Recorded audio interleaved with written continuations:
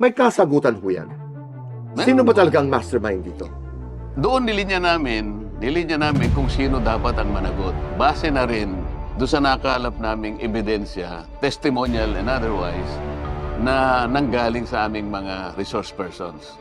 So natunghoy mula sa kanilang paglalahad ng kanilang individual sworn statements na siyempre sangkot lahat eh. It's a conspiracy. Merong galing sa executive department sa magitan ng DBM, yung DPWH, executive yun. Sa panig naman ng House at saka ng Senate, nandun yung paglatag ng budget. Pero nagsimula yung budget sa NEP. Ang NEP nanggaling sa executive. Kapag sinala mo ito, malinaw na merong conspiracy.